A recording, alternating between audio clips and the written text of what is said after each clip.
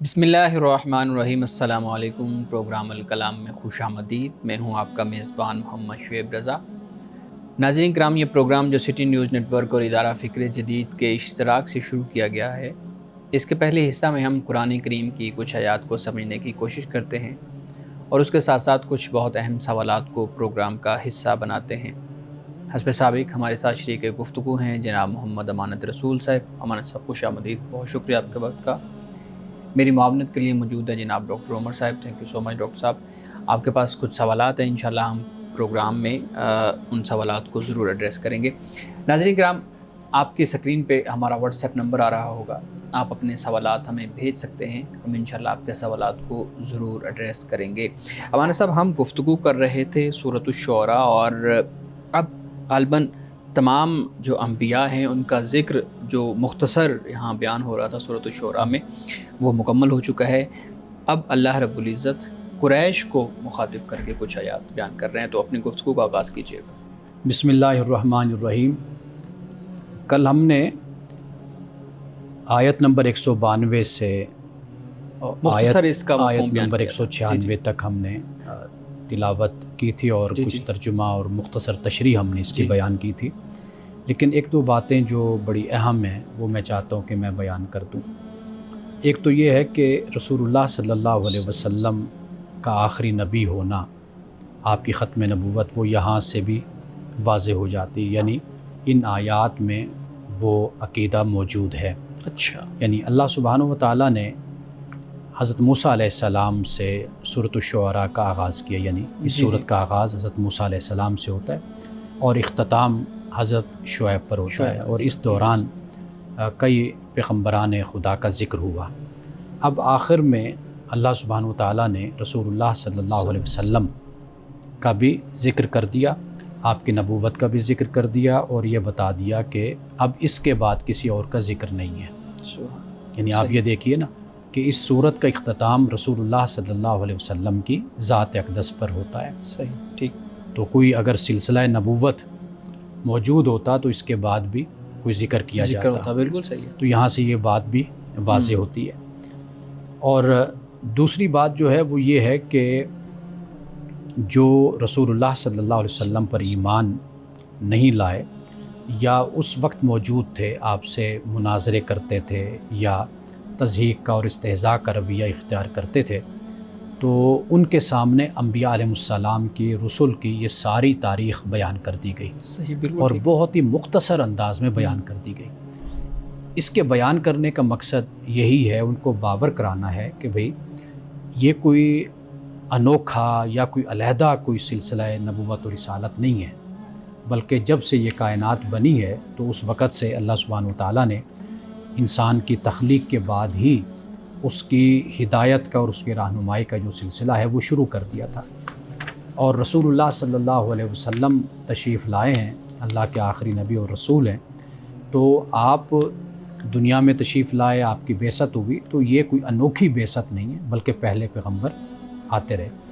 اور آخری بات جو میں عرض کرنا چاہتا ہوں اس موقع پر، وہ یہ ہے کہ رسول اللہ صلی اللہ علیہ وسلم جو دین لائے وہ بھی بتا دیا کہ یہ دین کوئی علیحدہ دین نہیں ہے، کوئی نیا دین نہیں ہے۔ ما کنت بدعا من الرسل، کہ میں کوئی نیا رسول نہیں ہوں، کوئی علیحدہ کوئی، بلکہ میں اسی سلسلے کی کڑی ہوں، اسی کا تسلسل ہوں۔ تو رسول اللہ صلی اللہ علیہ وسلم کی تعلیم اور جو اللہ نے آپ کو وحی عطا کی، دین عطا کیا، تو وہ دین وہی ہے کہ جو پہلے پیغمبروں کو بھی اللہ سبحانہ و تعالیٰ نے عطا کیا۔ تو لہٰذا یہ وہ بات ہے کہ جو قریش کو باور کرائی گئی، یعنی اس کے ذریعے سے ان کو یہ بتا دیا گیا۔ اور پھر اس صورت کا جو نام ہے شعراء، چونکہ ہم آگے جا کر پڑھیں گے، وہ چونکہ گڑھ تھا، مرکز تھا شعراء کا، صحیح، ٹھیک، شاعروں کا، عرب کی سرزمین، عرب کی سرزمین، ٹھیک ہے۔ تو لہٰذا یہ بھی ایک فرق واضح کر کے ان کو بتا دیا کہ بھئی قرآن مجید یہ وما ہوا بقول شاعر، یہ شاعر کا کلام نہیں ہے، اور ہمارے پیغمبر کی شان کے بھی یہ لائق نہیں ہے کہ ان کو شاعر کہا جائے۔ تو یہ تصور بھی یہاں پر واضح ہو گیا، کیونکہ یہ ایک ابہام کہہ لیجئے یا اشکال کہہ لیجئے یا اعتراض کہہ لیجئے، یہ ان کے ذہنوں میں پیدا ہوتا تھا اور وہ برملا اس کا اظہار بھی کرتے تھے، کیونکہ وہاں پہ جو معاشرت تھی وہ اس طرح کی تھی نا، کلچر شاعری کا کلچر تھا، اور میلوں پر، ٹھیلوں پر اور بازاروں میں وہ بیٹھے ہوئے اسی طرح شاعری کیا کرتے تھے، اور بڑے بڑے چوپال آپ کہہ لیجئے مشاعرے وہاں پر منعقد ہوا کرتے تھے، اور بڑے پائے کے شعراء پیدا ہوئے، لبید جیسے، امرؤ القیس جیسے بڑے بڑے شعراء وہاں پر پیدا ہوئے۔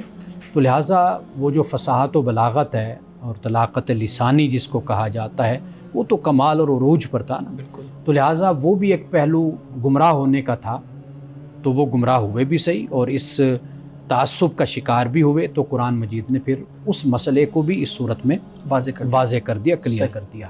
اب ہم پڑھتے ہیں۔ جی فرمایا وَإِنَّهُ لَتَنزِيلُ رَبِّ الْعَالَمِينَ، کہ بے شک یہ کلام یعنی قرآن مجید یہ نازل کردہ ہے رب العالمین کا، یعنی وہ رب کہ جو تمام جہانوں کی، یعنی جو ذات پرورش کرنے والی ہے، نقطہ آغاز سے نقطہ انجام و انتہا تک پہنچانے والی ہے اس کائنات کو، تو فرمایا کہ یہ تو اس کا نازل کردہ یہ کلام ہے۔ نازل بھی روح الامین، اس کو نازل کیا روح الامین نے، روح الامین یعنی حضرت جبریل علیہ السلام۔ قرآن مجید میں روح القدس بھی حضرت جبریل کو کہا گیا، روح الامین بھی کہا گیا، صرف روح بھی آپ کو کہا گیا۔ آپ بڑے فرشتے ہیں جو وہی انبیاء علیہ السلام پر لاتے رہے۔ قرآن مجید میں مختلف جگہوں پر، مقامات پر آپ کا ذکر ہوا، اور ہم نے کل کے پروگرام میں بھی اس کا ذکر کیا تھا، مختصر اس کا ذکر کیا تھا۔ جبریل کی مخالفت یہود کرتے تھے، تو اس مخالفت کی وجہ یہ نہیں تھی کہ ان کے لٹریچر میں کوئی حضرت جبریل علیہ السلام کی کوئی مخالفت چلی آ رہی تھی، وہ مانتے تھے کہ جبریل وہی ہے کہ جو وہی لاتا ہے انبیاء پر۔ چڑ جبریل سے اس لیے ہوئی کہ یہ رسول اللہ صلی اللہ علیہ وسلم نے نبوت کا اعلان کیا ہے، اس یعنی دشمنی میں، وہی ان کی طرف کیوں آئی ہے، اس عداوت میں اور اس دشمنی میں جبریل کے مخالف ہو گئے۔ تو قرآن مجید نے اس بات کو بالکل کلیئر کر دیا کہ جو بھی اللہ کا دشمن ہے، جو رسولوں کا دشمن ہے، جو ملائکہ کا، جبریل کا اور میکائیل کا دشمن ہے، فرمایا فإن اللہ عدو للکافرین، کہ اللہ تعالیٰ کافروں کا دشمن ہے۔ یہ کلیئر کٹ قرآن پاک نے سورۃ البقرہ میں اس کو بیان کر دیا۔ تو روح القدس یہی وہی ہیں جنہوں نے حضرت عیسیٰ علیہ السلام کے لیے بھی، چونکہ حضرت عیسیٰ علیہ السلام پر بھی نعوذ باللہ یہی تہمت لگاتے تھے کہ بھئی ان کو فلاں جادوگر جو ان سے ہے وہ سکھاتا ہے، اور فلاں شیطان یا جن اس وقت کے جو لوگ مشہور ہوتے ہوں گے ان کی طرف منسوب کر دیا کرتے تھے۔ لیکن حضرت مسیح علیہ السلام نے بھی بہت عقلی اور بہت لاجیکل کہہ لیں اور بڑی وزڈم کے ساتھ ان کی باتوں کا جواب دیا۔ اچھا، ایک سمپل سادہ جواب تو یہ ہے کہ بھئی حضرت مسیح علیہ السلام نے کہ بھئی کہ شیطان بھی بھلا اپنی سلطنت کو، یا کوئی بھی بادشاہ اپنی سلطنت کو برباد کرتا ہے؟ یعنی اگر میں جو پیغام دے رہا ہوں اور تم یہ کہتے ہو کہ یہ شیطان کی طرف سے پیغام ہے، تو اتنا اچھا پیغام اور ہدایت والا پیغام، صالحیت والا پیغام بھلا شیطان دے گا کی طرف سے؟ یعنی اپنی سلطنت، اپنی بادشاہت، اپنی ریاست کو شیطان برباد کرے گا اس نیکی کے ذریعے سے؟ وہ تو آیا ہی شر پھیلانے کے لیے۔ تو حضرت مسیح علیہ السلام نے ان کے اس اعتراض کا اور اس الزام کا جواب اس طرح دانش مندی کے ساتھ دیا، اور یہ بائبل میں موجود ہے۔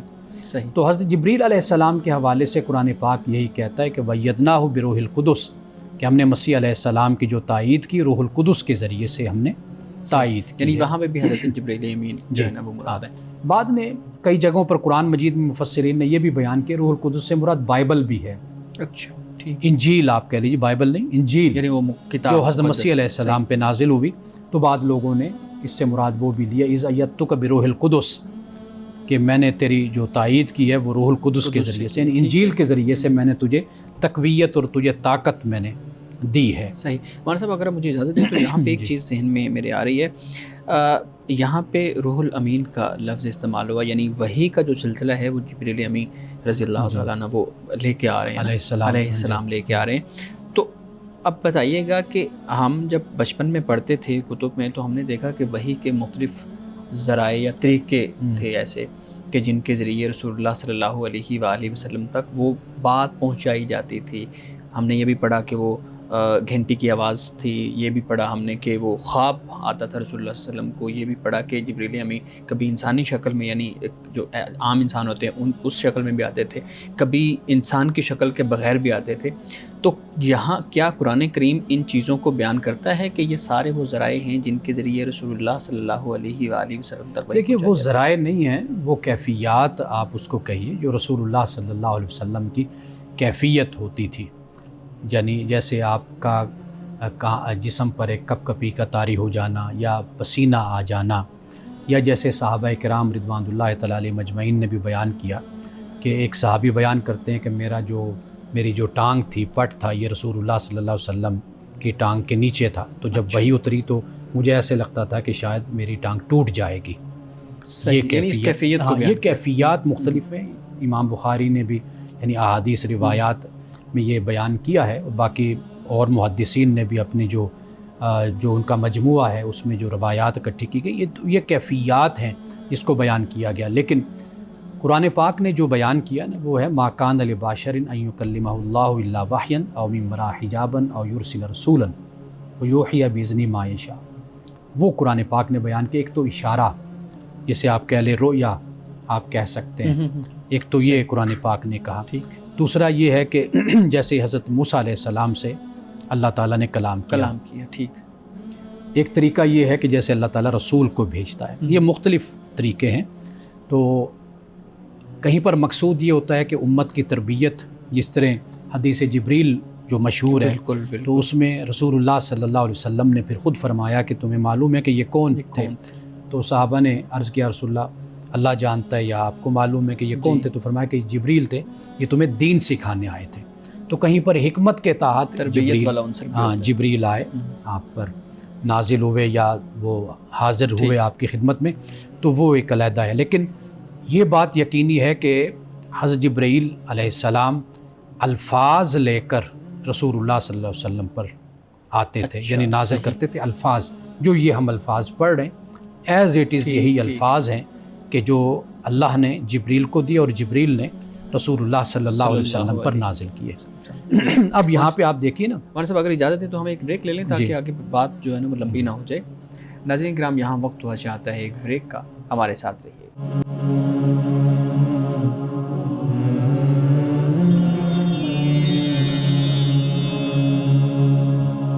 پروگرام میں ایک دفعہ پھر خوش آمدید. جی مولانا صاحب، آپ آیات کی تلاوت فرما رہے تھے. نازلہ بہ روح الامین، اس قرآن کو نازل کیا روح الامین نے.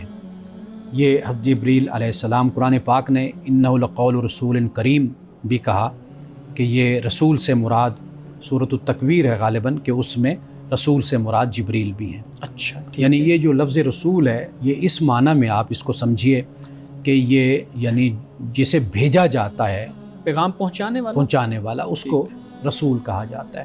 قرآن پاک نے ان کے لیے جو الفاظ استعمال کیے وہ مطاعن ثم امین کے الفاظ بھی استعمال کیے کہ اطاعت کی گئی اور پھر آگے کیا امین، کہ یہ امانت دار. یعنی ایسا نہیں ہو سکتا. یہ جو آپ اس پہ غور کیجئے کہ یہ الفاظ قرآن مجید کیوں استعمال کرتا ہے. یعنی رسولوں کے بارے میں بھی امین کا لفظ استعمال ہوا اور جبریل کے لیے بھی امین کا لفظ استعمال ہو رہا ہے، تمام رسولوں کے لیے. یعنی یہ بتانا اور یہ باور کرانا مقصود ہے کہ یہ لوگ ایماندار ہیں، باکردار ہیں، دیانتدار ہیں، اپنی معاشرتی اور عملی زندگی میں بھی دیانتدار ہیں، اور اللہ کی وحی کو پہنچانے میں بھی یہ امین اور یہ دیانتدار ہیں. اور جبریل کے لیے بھی یہ لفظ استعمال کیے اس لیے کہ جن کی طرف عرب منسوب کرتے تھے، شیطان، جن یا شعراء یا اس طرح کی بات، کلام معاذ اللہ ان کی طرف سے بھیجا جاتا ہے، تو ان کا جو کریکٹر و کردار تھا وہ بھی پورے معاشرے کے سامنے تھا. وہ ہم آگے جا کر جو شعراء کے بارے میں قرآن نے کہا ہم اس کو پڑھیں گے. اب اس کے بعد فرمایا علی قلبک لتکون من المنذرین، کہ یہ آپ کے دل پر نازل کرتے ہیں. علی قلبک، آپ کے دل پر یہ روح الامین نے اس قرآن کو نازل کیا لتکون من المنذرین، تاکہ آپ ڈرانے والوں میں سے ہو جائیں، منذر ہو جائیں، یعنی آپ خبردار کرنے والے ہو جائیں، لوگوں کو بتائیں. چونکہ قرآن کا کہ مختلف جو مقاصد ہیں جب ہم پڑھتے ہیں تو ہدایت بھی ہے، انذار بھی ہے، آخرت کے بارے میں بتانا بھی ہے، قانون بھی ہے، تاریخ بھی ہے، یہ سب کچھ قرآن پاک بیان کرتا ہے. تو یہاں پر انذار منذرین بلسان عربی مبین، اور اسے عربی زبان میں، اور عربی کون سی؟ عربی مبین، عربی معلیٰ جس کو آپ کہہ لیجیے، اس زبان میں قرآن پاک کو یہ آپ کے دل پر نازل کرتے ہیں۔ اچھا، یہاں پہ دل کا لفظ جو استعمال ہوا ہے اس کی کیا حکمت ہے؟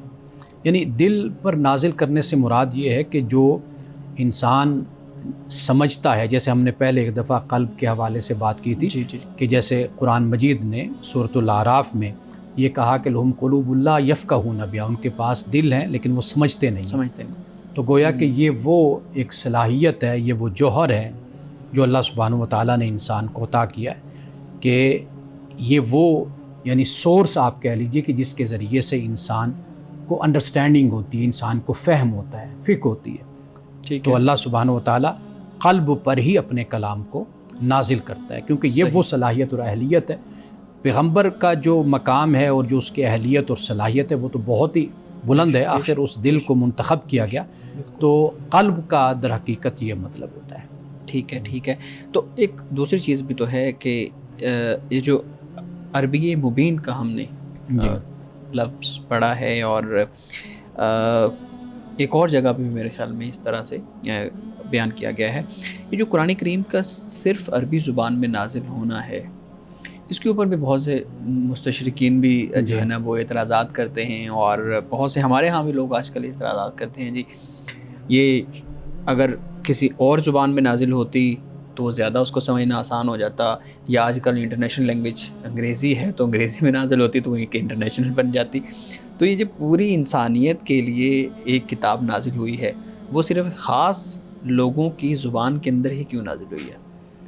قرآن مجید نے خود اس مسئلے کو بیان کیا ہے کہ وما ارسلنا من رسول الا بلسان قومہ، کہ ہم کسی بھی رسول کو نازل کرتے ہیں تو جو بھی ہماری وحی اترتی ہے، جو رسول ہوتا ہے وہ اپنی قوم یعنی جو زبان بولتا ہے، جو قوم بولتی ہے، اس میں رسول کو بھیجا جاتا ہے۔ اچھا اچھا اچھا اچھا، صحیح صحیح۔ تو ایک تو یہ ہے کہ خود قرآن مجید نے ایک مقام پر اس مسئلے کو بہت اچھے طریقے سے واضح کر دیا، اس لیے کہ عجمی کا الزام بھی لگایا کرتے تھے نا، اور قرآن مجید نے کئی مقام پر اس بات کو بیان کیا ہے کہ بھئی یہ کہتے ہیں کہ بھئی عجمی جو ہے وہ سکھاتا ہے محمد صلی اللہ علیہ وسلم کو، تو وہاں پر جو الفاظ آئے ہیں کہ اگر ہم قرآن کو عجمی زبان میں نازل کرتے نا، یہ ہیں عربی اور ان پہ قرآن عجمی میں نازل ہوتا یا عجمی لاتا تو لولا فصلت آیات، تو پھر یہ کہتے ہیں کہ بھئی اس کی آیات کو کھولا کیوں نہیں گیا، سمجھ نہیں آتی، اس کی وضاحت کیوں نہیں کی گئی، یعنی اعتراض پھر بھی ہوتا اعجمی و عربی۔ آگے قرآن کہتا ہے کہ یہ پھر خود یہ کہتے ہیں کہ کیا مطلب کلام عجمی ہے اور ہم عربی ہیں، تو یہ کیسا مطلب کلام اترا؟ تو گویا کہ جو مخاطب ہوتا ہے، جو مخاطبین ہیں، انہی کی زبان میں بات کی جاتی ہے۔ مثلا حضرت مسیح علیہ السلام کی جو زبان تھی ان کی اس زبان میں وحی نازل ہوئی، حضرت موسیٰ علیہ السلام کی جو زبان تھی اس میں عبرانی ہے اور آرامی ہے یا اس کے علاوہ دیگر زبانیں ہیں، تو اسی زبان میں ہی آخر اس قوم کو خطاب کیا جاتا ہے، مخاطب کیا جاتا ہے۔ یعنی یہ صرف ایک وجہ ہم سمجھ سکتے ہیں کہ چونکہ وہاں کے معاشرت میں جو زبان تھی وہ عربی تھی تو اس لیے نازل کیا گیا، لیکن بعض اوقات ہمارے ہاں مذہبی حوالوں سے اس چیز کو بھی بیان کیا جاتا ہے کہ یہ لسانی سبقت کا بھی کوئی معاملہ ہے کہ عربی کو منتخب کیا گیا ہے، اس لیے اب جنت کی زبان بھی، جنتیوں کی زبان بھی عربی ہوگی، اسی طریقے سے ایک خاص اس کو فوقیت اور فضیلت مل گئی ہے۔ یہ والا عنصر تو اس میں شامل نہیں ہے؟ دیکھیے یہ جو فضیلت کی بات ہے نا، فضیلت تو بعد میں پیدا ہوتی ہے نا، یعنی اللہ سبحانہ و تعالیٰ نے اس کا انتخاب فرمایا تو کیوں انتخاب فرمایا؟ سب سے پہلے تو آپ اس چیز پر غور کریں نا کہ خود اس زبان کے اندر کیا حسن موجود ہے، کتنی فصاحت و بلاغت، فصاحت و بلاغت ہے، کیا اس کی ترکیب ہے، کیا اس کے مفردات ہیں، کیا اس کے جملے ہیں، کیا انداز ہے، الفاظ میں وسعت کیا ہے، معانی کی، مفاہیم کی، یہ بہت کچھ ہوتا ہے، اس کو پیش نظر رکھا جائے۔ ہم ایک بحیثیت انسان ان چیزوں پر غور کر سکتے ہیں، دیکھ سکتے ہیں، اور عربی زبان کی جو خوبصورتی اور اس کا حسن ہے اور اس کی جو وسعت ہے، اس کے تو اہل زبان کے علاوہ جو مخالف بھی ہیں وہ بھی اس بات کو تسلیم کرتے ہیں کہ یہ زبان بہت ہی اعلیٰ زبان ہے۔ صحیح جی مولانا صاحب۔ اب اس کے بعد جو بیان فرمایا وہ ہے کہ وَإِنَّهُ لَفِي زُبُرِ الْأَوَّلِينَ، اور اس کا ذکر اگلے لوگوں کی کتابوں میں بھی ہے، اور اس کا پتہ ہمیں یہاں سے چل جاتا ہے کہ خود جو اہل عرب تھے وہ قوم یہود سے، علماء یہود سے رابطہ کرتے تھے. یعنی آپ کو معلوم ہے کہ حضرت یوسف علیہ السلام، جب صورت یوسف ہم نے پڑھی تھی تو صورت یوسف کے نازل ہونے کے اسباب میں سے ایک سبب جو بیان کیا جاتا ہے وہ یہ بیان کیا جاتا ہے نا کہ مکہ والے علماء یہود کے پاس گئے یا قوم یہود کے پاس گئے، ان سے جا کر پوچھا تو انہوں نے کہا کہ بھئی جا کر محمد صلی اللہ علیہ وسلم سے یہ پوچھو کہ بھئی یہ قصہ بنی اسرائیل کس طرح مصر میں کیسے آئے تھے، یہ سوال جا کر پوچھو. تو اگر وہ اس کا جواب دے پائے تو وہ اللہ کے رسول اور نبی ہوں گے. اچھا، پھر اس کے علاوہ جو دیگر سوالات جو قرآن پاک نے سورۃ الکہف میں بھی بیان کیا ہے، ذوالقرنین کے حوالے سے، روح کے حوالے سے، اصحاب کہف کے حوالے سے، ایسے سوالات تو وہ خود کہتے تھے کہ جا کر پوچھو. اور رسول اللہ صلی اللہ علیہ وسلم نے بالکل اللہ نے جو وحی فرمائی اس کے مطابق آپ نے وہ جوابات ان کے سامنے رکھ دیے. باقی جن کو ایمان نصیب ہونا ہوتا ہے وہ اپنی سرکشی اور تعصب سے بالا ہو کر غور و فکر کرتے حقائق کو سمجھتے ہیں، اس کے بعد وہ قبول کر لیتے ہیں. لیکن آپ یہ دیکھیے کہ زبور الاولین آج بھی بائبل میں بہت سے مقامات، بلکہ 2 دن پہلے میں خود ہی ڈائریکٹ ان مقامات کو نکال کے میں پڑھ رہا تھا، دیکھ رہا تھا کہ چونکہ حوالے تو بڑے دیے جاتے ہیں تو میں نے کہا ذرا چیک تو کروں کہ یہ مقامات واقعی موجود ہیں یا نہیں. تو وہ ایز اٹ از وہ مقامات آج بھی بائبل میں موجود ہیں. یعنی وہ زبور میں بھی ہیں. خیر یہ زبور تو علیحدہ لفظ ہے، تو زبور میں بھی ہیں اور بائبل کے مختلف جو ابواب ہیں ان میں بھی یہ نشاندہی رسول اللہ صلی اللہ علیہ وسلم کی تشریف آوری اس کی وہاں پر موجود ہے. ایک تو یہ بات. دوسرا یہ کہ اب مدینے میں آپ دیکھیے نا کہ عبداللہ بن سلام کا ذکر ہوتا ہے، علماء یہود میں سے تھے. انہوں نے رسول اللہ صلی اللہ علیہ وسلم سے نشانی مانگی، یا آپ کی شخصیت کو، ذات کو دیکھ کر، یا وہ جو گواہیاں آس پاس سے ملی انہوں نے کہا یہ تو بالکل وہی بشارت ہے کہ جو ہماری کتابوں میں موجود ہے. اچھا، پھر اس کے علاوہ سلامہ بن سلامہ ایک صحابی کا نام آتا ہے. وہ اگرچہ عالم تو نہیں تھے لیکن یہود کے ساتھ بیٹھتے تھے، ان کے لٹریچر سے واقفیت تھی. بلکہ رسول اللہ کی آمد سے پہلے قوم یہود رسول اللہ کا ذکر بھی کرتے تھے، اس بات کو مانتے تھے کہ وہ تشریف لائیں گے. بلکہ ایک مقام پہ خود قرآن مجید نے بھی اس بات کا سورۃ البقرہ میں ذکر کیا ہے کہ بھئی جب ان کو شکست ہوتی تھی نا، مفتوح ہوتے تھے، تو کہا کرتے تھے کہ ایک رسول آنے والا ہے تو ہم اس کے ساتھ مل کر پھر تمہارے سے لڑیں گے اور تم پہ فتح ہم حاصل کریں گے. اچھا، صرف سلامہ بن سلامہ نہیں، اور بڑے یعنی ایسے افراد کا ذکر ہوتا ہے جو مسلمان ہو گئے. اچھا، پھر یہ ہے کہ جو مدینے کے صحابی انصار جنہوں نے اسلام قبول کیا، عقبہ اولا اور ثانیہ میں جا کر حج کے موقع پر چھپ کر گئے اور انہوں نے بیعت رسول اللہ صلی اللہ علیہ وسلم کی دست مبارک پہ کی تھی. اچھا، یہ صحابی دوڑ کر اس لیے مسلمان ہوئے تھے کہ انہوں نے یہودیوں سے ہی سنا تھا کہ ایک پیغمبر آنے والا ہے، ان کی یہ نشانی ہوگی. تو وہ دوڑ کر کہنے، ان کا خیال یہ تھا کہ یہ نہ ہو کہ یہودی جا کر مسلمان ہو جائیں، پہلے ہم سبقت لے جائیں اور ہم اسلام قبول کر لیں. لیکن جب واپس آئے تو یہودیوں کے تیور بدلے ہوئے تھے وہاں پر. اب یہ صورتحال تھی، ان کا خیال تھا کہ شاید اسرائیل میں سے، بنی اسرائیل میں سے کوئی پیغمبر آئے گا تو وہ ہم میں سے ہوگا. تو لیکن نہیں. لیکن بات یہ کہ جو ان میں سے آ گئے تھے ان پر کب وہ ایمان لائے. تو اصل تو سرکشی اور تعصب یہ ہے کہ ایسا کہ یہ بہت بڑی رکاوٹ بن جاتے ہیں انسان کے لیے حق بات کو قبول کرنے میں. بالکل آپ نے ٹھیک بات کی ہے. ناظرین کرام، یہاں وقت ہوا جاتا ہے ایک بریک کا، ہمارے ساتھ رہیے.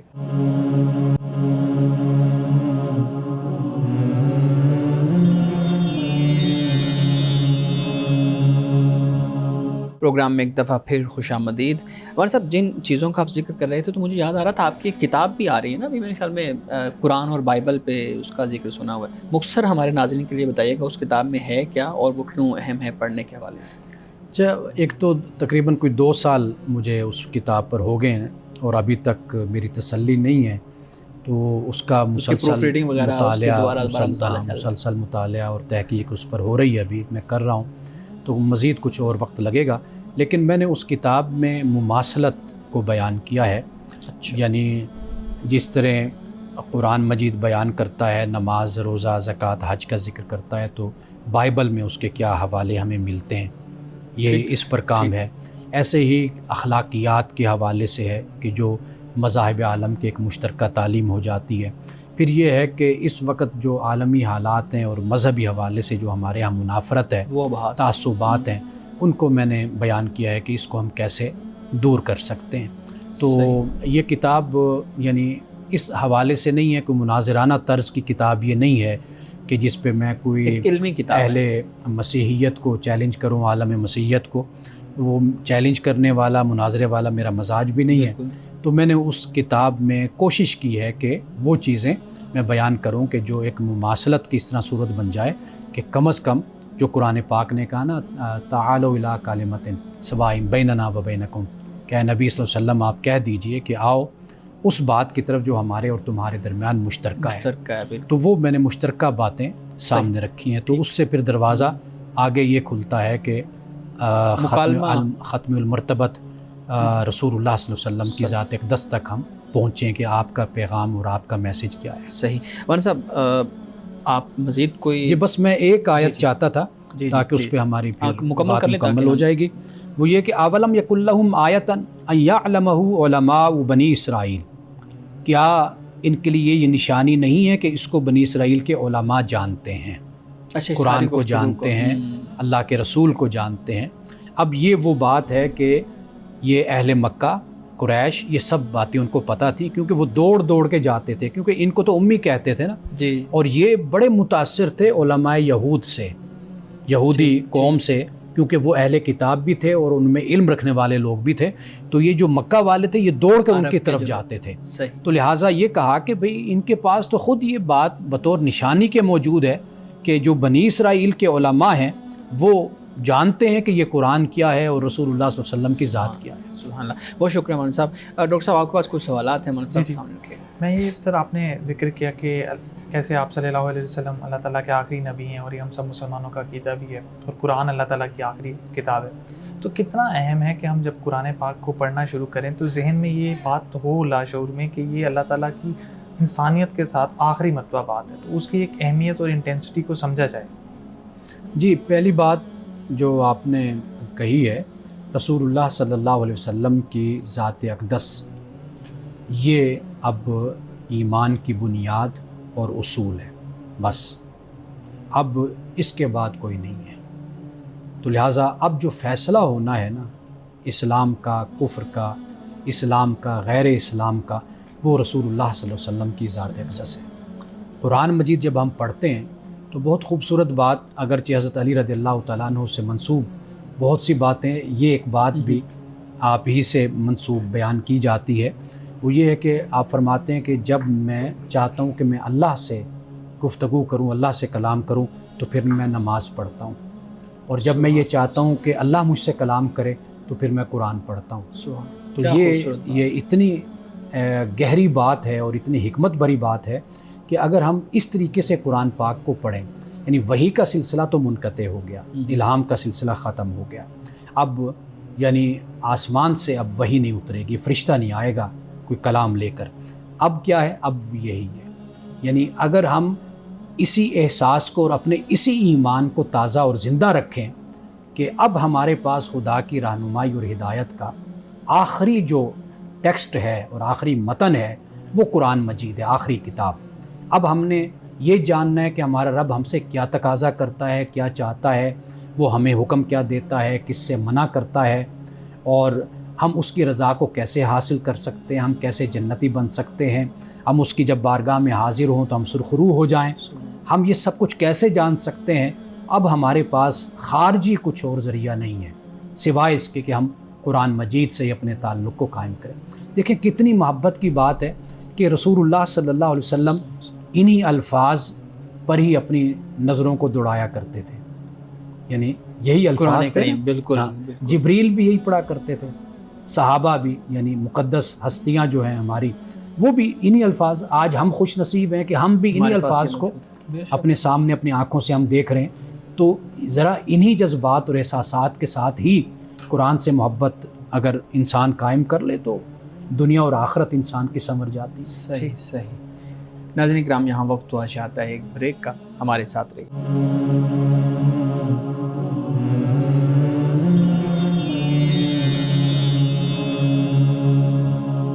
پروگرام پروگرام میں ایک دفعہ پھر خوش آمدید. جی ڈاکٹر صاحب. جی یہاں پہ سر آیت میں الفاظ ہیں کہ صاف عربی زبان میں قرآن پاک نازل ہوا. اس کا مطلب یہاں پہ آیت میں اس طرف اشارہ ہے کہ یہ سمجھ کر پڑھنے کی کتاب ہے, نہ کہ صرف اس کو تلاوت فرمائی جائے بلکہ اس کے اندر تدبر کیا جائے, غور و فکر کیا جائے, ورنہ یہاں پہ تو یہ الفاظ نہ ہوتے کہ صاف آسان عربی زبان میں. اللہ سبحانہ و تعالیٰ نے قرآن مجید میں ایک اور مقام پہ یہ فرمایا کہ فَإِنَّمَا يَسَّرْنَاهُ بِلِسَانِكَ لِتُبَشِّرَ بِهِ الْمُتَّقِينَ وَتُنذِرَ بِهِ قَوْمًا لُدًّا. فرمایا کہ ہم نے اس قرآن کو آپ کے لیے آسان ہم نے کر دیا آپ کی زبان میں, اور آگے فرمایا کہ تاکہ آپ اس کتاب کے ذریعے سے متقین کو بشارت دیں, اور جو اجڑ قوم ہے, اکھڑ قوم ہے, آپ اس کو ڈرائیں, اس کو وارن کریں. تو قرآن مجید خود یہ بتاتا ہے کہ اللہ سبحانہ و تعالیٰ نے اپنی حکمت کے تحت قرآن کو رکھا ہی آسان ہے, اور ایسا آسان رکھا ہے کہ یہ سطحی کلام بھی نہیں بنا جسے ہم پست کلام کہتے ہیں, اور اس کلام کا جو معیار ہے وہ بھی اعلیٰ معیار ہے, لیکن یہ معجزہ ہے کہ ہے پھر بھی آسان, سمجھ آنے والا, سمجھ آنے والا. وَلَقَدْ يَسَّرْنَا الْقُرْآنَ لِلذِّكْرِ فَهَلْ مِن مُدَّكِرٍ. اللہ پاک فرماتا ہے سورۃ القمر میں کہ ہم نے اس کو آسان بنا دیا ہے, کوئی ہے جو نصیحت حاصل کرے. تو لہٰذا اس کو کوئی بھی پڑھے گا, کوئی ان پڑھ پڑھتا ہے, کوئی عرابی, کوئی اجڑ, جیسے ہم بات کر رہے ہیں, کوئی جاہل پڑھتا ہے, کوئی ڈاکٹر انجینئر پڑھتا ہے, تو ہر کسی کے لیے قرآن پاک کتاب ہدایت ہے. اور کوئی یہ نہیں کہہ سکتا کہ بھی اس میں کوئی لفظ ایسا ہے کہ جو غیر معیاری لفظ ہے, جو نہیں ہونا چاہیے تھا. ٹھیک. جی اس میں آپ نے سر ذکر کیا کہ یہود کے جو علماء تھے انہوں نے حسد میں آ کر آپ صلی اللہ علیہ وسلم کو نہیں مانا. تو اس میں یہ کتنا اس میں اشارہ ملتا ہے ہمیں کہ جو انسان کے اندر علم ہوتا ہے وہ انسان کو تکبر بھی اس کا پیدا کر دیتا ہے. تو یہ جو کتنا اہم ہے کہ انسان اپنے اوپر چیک رکھے کہ میرا علم میرے لیے نعمت نہیں بلکہ زحمت بنتا جا رہا ہے اور میرے اندر تکبر پیدا کرتا جا رہا ہے. دیکھیے علم بہت سے لوگوں کے پاس تھا, یعنی مثال کے طور پر مستشرقین کو آپ دیکھ لیجئے, بعض لوگوں کو ایمان نصیب ہوا, مسلمان ہو گئے, لیکن بہت سے انہوں نے حدیث پر کام کیا ہے, قرآن پر کام کیا ہے, فقہ پر کام کیا, قانون پر کام کیا, لیکن ساری زندگی وہ نقد انہوں نے کیا, تنقید کی, لکھا, لیکن ایمان نہیں لائے, وہ قرآن مجید بھی پڑھا. تو یہ بات بالکل آپ کی ٹھیک ہے کہ علم کافی نہیں ہوتا, اس علم کے ساتھ جو حقانیت اور حقیقت جڑی ہوتی ہے اس پر بھی غور و فکر کرنا ضروری ہوتا ہے. یعنی آپ سچائی کو اور حق کو آپ موضوع سمجھیں, اس کو آپ معروضی جب سمجھتے ہیں نا تو پھر یہی ہوتا ہے کہ آپ یہ سمجھتے ہیں کہ حق حق نہیں ہے, سچ سچ نہیں ہے. وہ کسی وقت جھوٹ بھی ہو سکتا ہے, کسی وقت وہ سچ بھی ہو سکتا ہے. تو لہٰذا یہ بنیادی بات ہے جس کو سمجھنا ضروری ہے, اور قرآن مجید نے, اسلام نے اسی تصور کو واضح کیا ہے کہ اگر آپ علم حاصل کرتے ہیں اور کچھ پانے کی جستجو رکھتے ہیں تو پھر آپ جو سچ اور حق ہے اور جو سب سے بہترین بات ہے اس کو قبول کریں اور اس میں اپنی شخصیت کو اور اپنے افکار اور نظریات کو ڈھالیں. لیکن جب تک آپ اس عقیدے کو اور اس نظریے کو قبول نہیں کرتے اس وقت تک پھر آپ کی جو صورت ہے وہ ایک کیا کہتے ہیں اس کو کہ ادھر کبھی جھک گیا اور کبھی ادھر جھک گیا, پھر یہ صورتحال انسان کی. لیکن ایک اہم یہ بات بھی ہے کہ جب یہ چیزیں حاصل ہو جائیں, آپ کو حقیقت کا ادراک ہو جائے, اس کے بعد آپ نے اپنی لمٹ کے اندر رہنا ہے, تکبر اور غرور والے معاملے میں نہیں چلا جانا. دیکھیے جب آپ سچ اور حق کو پا لیتے ہیں نا تو اس کے بعد خود بخود آپ کی شخصیت سے تکبر اور غرور ختم ہو جاتا ہے. تو یہ صرف الفاظ کا رٹا یا کتابوں کو یاد رکھ لینا یہ صرف علم کا نام نہیں ہوتا نا.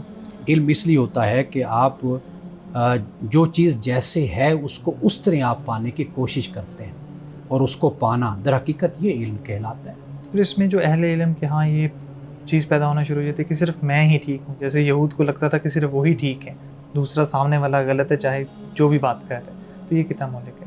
دیکھیے علم کے ساتھ پھر وہ جو نفس انسان کا ساتھ ہے, اب ہم نے دیکھا ہے کہ جو لوگ مالدار ہوتے ہیں ان کے سامنے کوئی سادہ کپڑے کا انسان, سادہ کپڑے پہنے ہوئے انسان اگر بیٹھا ہو یا اس کا پس منظر خاندانی اتنا بڑا نہ ہو لیکن وہ ہو صاحب علم, تو ہم نے دیکھا ہے کہ اس صاحب علم کی کوئی قدر نہیں ہوتی. بہت سی چیزیں جو انسان کے لیے دھوکے کا باعث بن جاتی ہیں ان میں سے ایک علم بھی ہے. تو لہٰذا انسان اپنے تزکیہ پر, اپنی تطہیر پر اور اپنی ذات پر توجہ کرتا رہے اس وقت تک یہ کام انسان کر سکتا ہے اور یہ کارگر ہو سکتے ہیں کہ جب تک انسان علم کی حقیقت اور اس کی سچائی کو جب تک انسان نہیں پاتا۔ صحیح۔ مولانا صاحب حدیث مبارکہ بیان کیجیے گا۔ رسول اللہ صلی اللہ علیہ وسلم نے بارش کے لیے جو دعا فرمائی وہ دعا یہ ہے کہ اللہم سیبا نافعا، اے اللہ یہ جو بارش ہے اسے ہمارے لیے نفع بخش بنا دے۔ تو اب ہم سب کو مل کر اللہ کی بارگاہ میں یہی دعا کرنی چاہیے کہ اے اللہ ہمارے ملک میں جو بارش ہے اسے ہمارے لیے تو نفع بخش بنا دے، اور جو تو نے ہمیں عقل جو شعور ہمیں دیا ہے اے اللہ ہمیں توفیق عطا فرما کہ ہم اس کا صحیح استعمال کر کے یہ جو بارش ہمارے لیے زحمت بنتی جا رہی ہے ہم اپنی عقل سے اپنے شعور سے اس کو اپنے لیے رحمت بنا لیں۔ ناظرین کرام، اس دعا کے ساتھ اپنے پروگرام کا اختتام کریں گے۔ اللہ رب العزت حسن کلام اور تاثیر کلام عطا فرمائے، ہماری زبان کے گروں کو کھول دے اور سننے والوں تک خیر کا پیغام پہنچے۔ اجازت دیجیے، خدا حافظ۔